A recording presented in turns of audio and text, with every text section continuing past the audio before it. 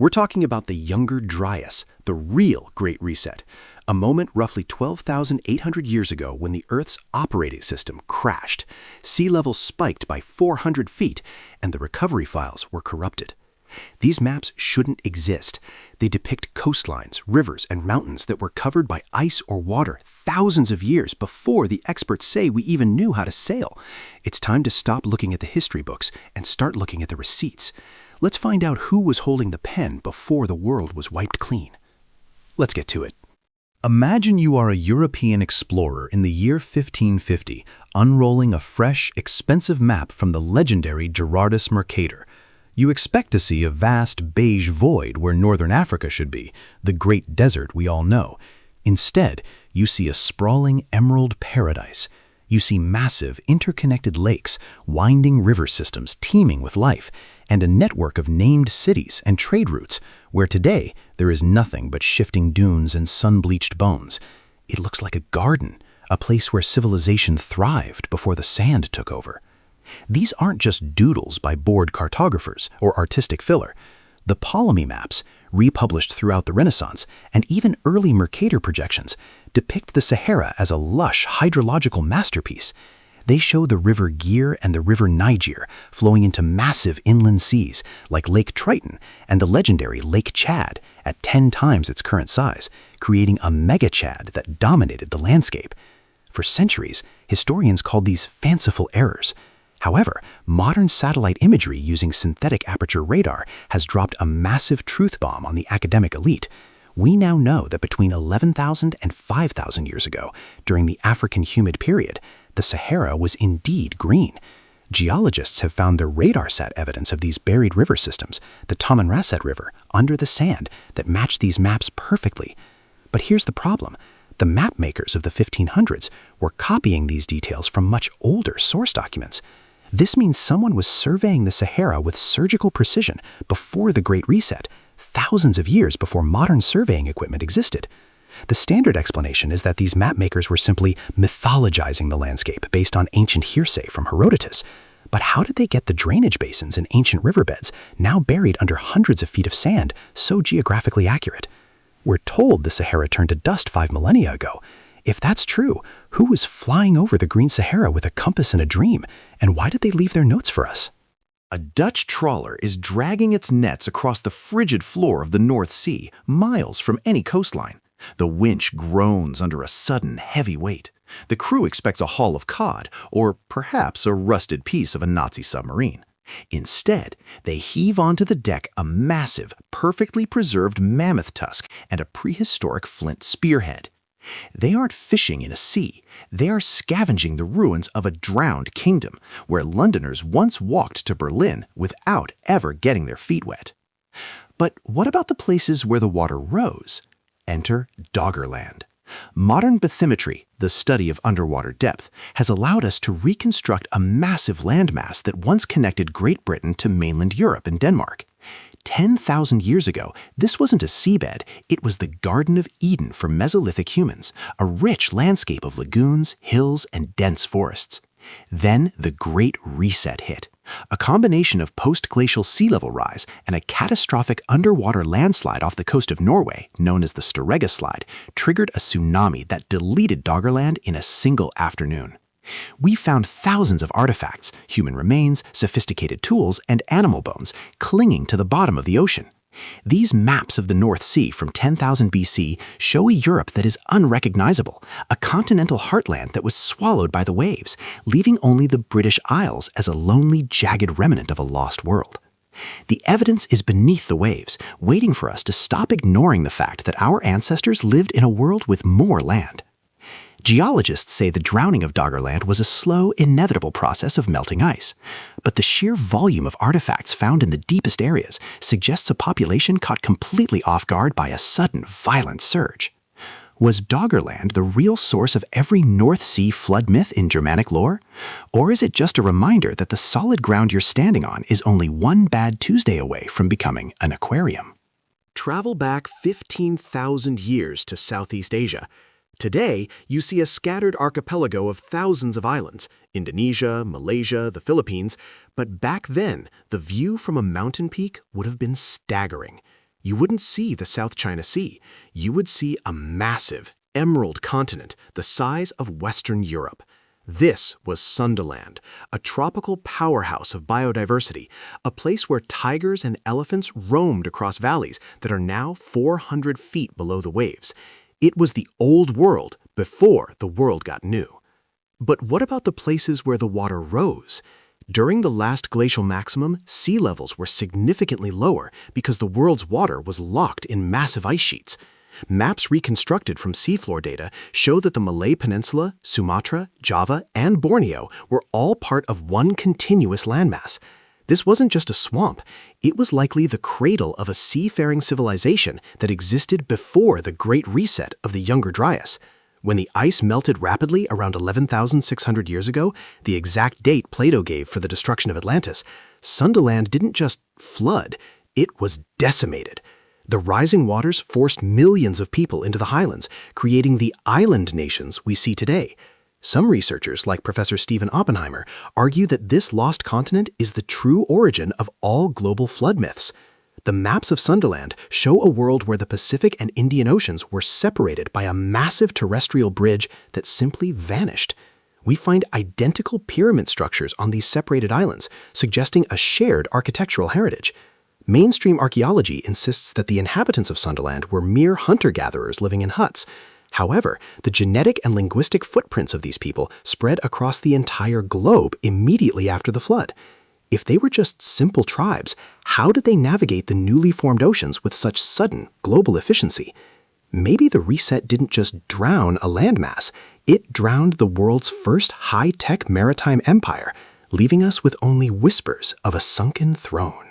In 1999, a professor at Bashkir State University in Russia was looking for evidence of a very specific historical event.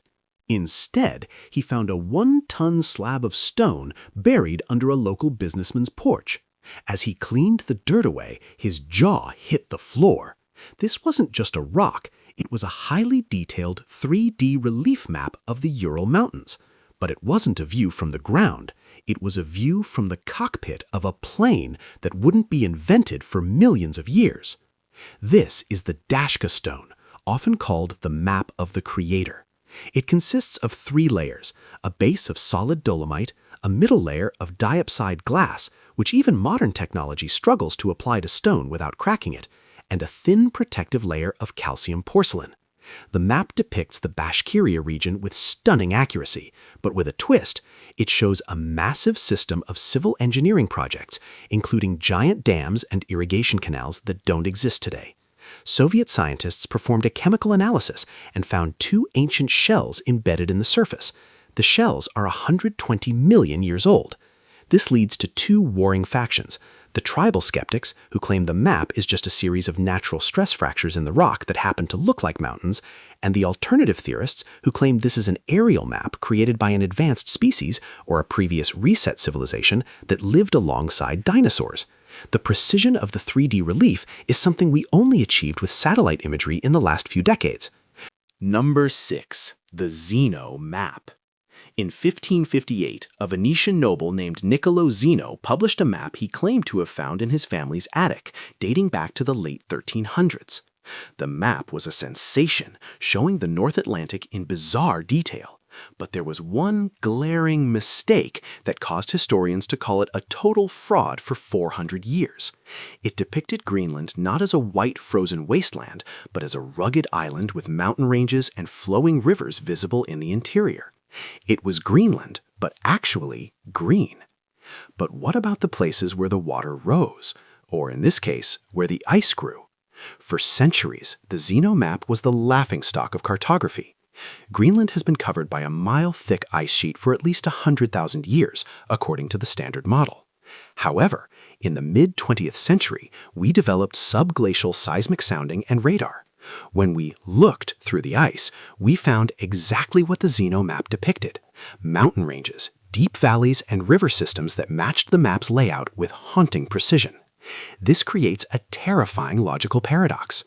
If the Zeno map is a copy of an older source, as Niccolo claimed, then someone must have mapped the interior of Greenland when it was ice-free. But according to the The science. Greenland hasn't been ice-free since long before humans knew how to draw, let alone calculate longitude or navigate the open North Atlantic. The map even correctly identified the locations of mountain peaks currently buried under 3,000 feet of solid ice. Skeptics argue that Zeno just got lucky with his guesses, or that he was interpreting vague Viking accounts. But getting lucky on the subglacial topography of a continent-sized island is like winning the lottery while being struck by lightning. Does the Zeno map prove the ice sheets are much younger than we think, or does it suggest the Great Reset wiped out a civilization that knew the world before the Big Freeze? Are we looking at a map or a crime scene? If you talk to the Aboriginal elders of Australia, they will tell you stories of the dream time. They speak of a time when the old ones could walk from the northern coast of Australia all the way to the highlands of New Guinea without ever crossing the sea. To Western ears, this sounds like beautiful, spiritual mythology. To a geologist with a bathymetric map, it sounds like a literal eyewitness account of a lost continent that hasn't been seen for over 10,000 years. But what about the places where the water rose? During the last ice age, Australia wasn't an isolated island continent. It was part of a much larger landmass called Sahul. This megacontinent included Australia, Tasmania, and New Guinea, all connected by vast plains that are now submerged under the Arafura Sea and the Carpentaria Basin. Maps of Sahul reveal a world where the Great Barrier Reef wasn't a reef at all, but a massive coastal mountain range overlooking a fertile plain. When the Great Reset, the rapid warming at the end of the Pleistocene, hit, the sea level rose by nearly 400 feet. The plains of Sahul were swallowed, turning New Guinea into an island and cutting off the Tasmanian population. This isn't just theory. We've found ancient stone tools and hearths on the seabed miles from the current Australian shore. These Aboriginal oral maps describe the locations of watering holes that are now under 100 feet of saltwater with terrifying accuracy. The twist is the sheer longevity of human memory. We are taught that oral traditions degrade like a game of telephone within a few generations, yet Aboriginal stories accurately describe the coastline of 10,000 years ago. If their maps are this accurate, what else are we dismissing as myth that is actually a documented history of a drowned world?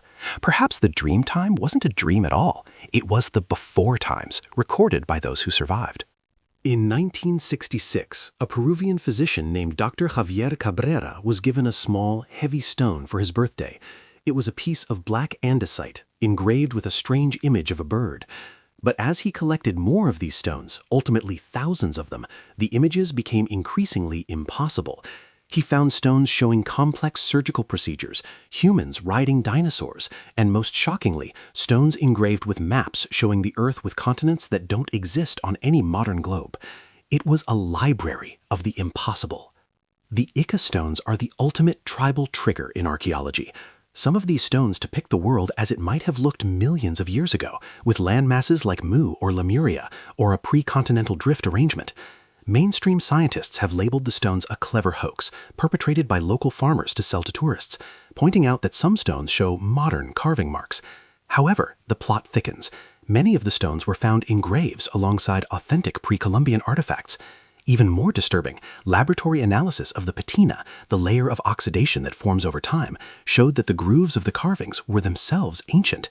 If these maps are real, they show a world that predates the Great Reset by millions, not thousands of years. They suggest a library of stone, a permanent record left by a civilization that watched the continents themselves dance across the mantle. They depict unknown landmasses in the Pacific that align with deep-sea ridge structures discovered only recently by oceanic research vessels. The skeptic's view is simple. The stones are a scam, and Dr. Cabrera was a true believer who was easily fooled. But why would a poor farmer in the 1960s carve maps of unknown continents that actually align with deep-time geological theories? Is it a modern hoax, or is the hoax label just a convenient way for us to ignore a library that breaks our fragile understanding of linear time? Are we looking at the archives of the ancestors? In 1737, the French geographer Philippe Buache published a map of Antarctica that seemed like pure science fiction. At the time, no one had even officially seen the frozen continent. The discovery wouldn't happen for another 80 years. But Buache's map didn't just show a generic snowy landmass. It showed Antarctica as two distinct islands, separated by a massive frozen seaway or strait that cut right through the middle of the continent. He was drawing a world that didn't exist in his time. But what about the places where the water rose, or where the ice hid the truth? For 200 years, this map was dismissed as a bizarre what-if by a man who had never traveled further than Paris. However, in 1958, during the International Geophysical Year, scientists conducted the first comprehensive seismic surveys of Antarctica. They used shockwaves to see through the ice to the bedrock below. The results were a shock to the system. Antarctica is actually two major landmasses separated by a deep basin that would be a seaway if the ice were removed. Buache's fictional map from 1737 was a perfect representation of the subglacial topography of a continent that hadn't been explored yet. Like the Piri Reis map, the Buache map is believed to have been copied from ancient Greek or Phoenician sources. It suggests that someone in the deep past had mapped Antarctica when it was either ice-free or when the ice was thin enough to reveal the true shape of the archipelago beneath. Standard geology says the Antarctic ice sheet is at least 15 million years old. If that's true, then the source for the Buache map had to be 15 million years old. That is a timeline error of catastrophic proportions. Is the ice much younger, perhaps only 12,000 years old? Or did we have cartographers on this planet before humans even evolved? The map says yes, but our textbooks say no. Is the ice a permanent cap or a temporary curtain? Look at a modern map of South America. You see the Andes Mountains on the left and the massive Amazon River flowing right, emptying into the Atlantic. It's the standard, immutable layout of the continent. But if you look at early colonial maps and the strange reconstructions based on indigenous lore, you see something that looks like a mistake. You see a massive inland sea occupying the heart of the Amazon basin, with rivers flowing into the Pacific. It's a world turned upside down. Geologists have recently confirmed something that sounds like a timeline error. Millions of years ago, the Amazon did flow into the Pacific. The Andes Mountains didn't exist yet. They were pushed up by tectonic forces, which essentially plugged the continent's drainage system. This created a massive inland sea, the Lago Parime, that covered the Amazon basin for eons before it finally breached the eastern highlands and began flowing into the Atlantic. But here is the reset kicker. Some ancient maps and geological leftovers suggest this inland sea existed much more recently than we think. We find marine fossils and sea salt deposits in the middle of the rainforest. Some maps from the 16th century, like those of Sir Walter Raleigh, still insisted on the existence of this inland sea. They weren't just looking for El Dorado. They were looking for a world that had only recently drained following a massive crustal shift. The indigenous tribes still have names for sea monsters that supposedly lived in this inland ocean, passed down through generations. The scientific view is that Raleigh and others were just chasing rumors of a flooded rainforest. But if the Amazon Sea is a millions of years old geological relic, why do we find fresh oral traditions of its existence and maps that seem to remember a different continental tilt? Perhaps the reset didn't just melt the ice, it literally tilted the floor of the world, and we're just living in the drainage. Is the Amazon a river or a draining bathtub? In 1953, a history professor named Charles Hapgood was looking at a map drawn by a Turkish admiral named Piri Reis in 1513. The admiral had written a note in the margin. I didn't draw this myself. I copied it from 20 older maps, some of them dating back to the time of Alexander the Great. Hapgood looked at the coastline of South America and Antarctica on that map and realized something terrifying. The math required to draw it, spherical trigonometry, wouldn't be discovered for another 250 years. This is the grand payoff. All the maps we've discussed, the ice-free Greenland of Zeno, the two-island Antarctica of Buache, the green Sahara of Mercator, share a common DNA. They are all fragmentary copies of a master source map. Hapgood's hypothesis, later championed by researchers like Graham Hancock, is that a global seafaring civilization existed before the Great Reset of the Younger Dryas, roughly 12,800 years ago. This civilization mapped the entire planet with high-level mathematics and celestial navigation. When the Cataclysm hit, likely a series of comet fragments hitting the ice caps, this civilization was deleted from history. Their maps, however, survived in pieces. They were kept in places like the Library of Alexandria, copied by Greeks, then Romans, and finally by Renaissance mapmakers who didn't even understand what they were looking at.